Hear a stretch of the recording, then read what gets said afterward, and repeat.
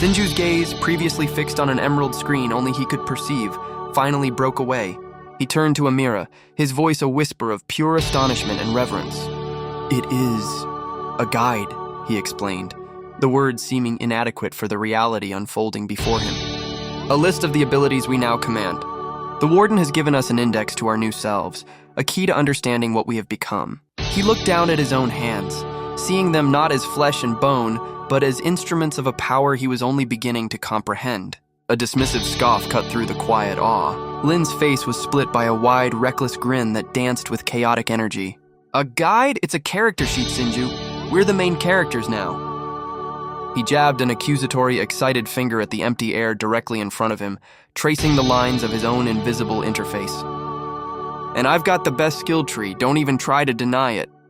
To prove his point, Lin's grin widened. "Shadow Step!" he shouted, the command echoing with newfound authority. In an instant, his form dissolved, melting seamlessly into the long, dark shadow cast by a nearby support pillar. A heartbeat later, he reappeared directly behind a stunned Amira, his triumphant "boo" making her jump. Throughout the display, the imposing figure of the Warden remained utterly motionless, its helmeted head observing the scene without comment. Amira gasped, startled by his sudden appearance, but her fear was instantly replaced by a brilliant, sudden understanding. Her eyes, glowing with a soft internal light, widened as she looked past Lin, seeing something far more profound than a simple teleportation trick. "When you did that," she whispered, her voice barely audible. Her gaze was unfocused, fixed on the very fabric of the room, the source code, the universal script for your location just rerouted. It wasn't a spell. It was a direct command.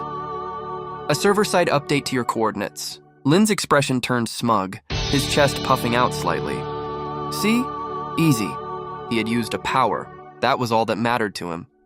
But Amira shook her head, a slow, powerful smile beginning to form on her own face, one that held a depth of knowledge he couldn't yet grasp.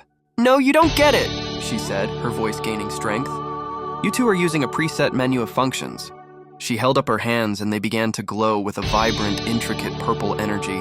"You have a user interface, I have admin access." As a demonstration, Amira's attention shifted to the wall where Lin had previously blasted a hole into the void. The lingering tear in reality still shimmered with non-existence. She gestured towards it, her fingers dancing through the air as if typing on an invisible, ethereal keyboard. Glowing runes of reality, visible only to her, began to stitch themselves back together at her command. The stone wall flawlessly reappeared, not merely restored but rewritten back into existence, as if it had never been destroyed in the first place. The user, the guardian, and the editor. The Warden's voice boomed, its resonant tone cutting through their stunned silence. "You now understand your roles." The towering entity's pronouncement carried the weight of a final judgment.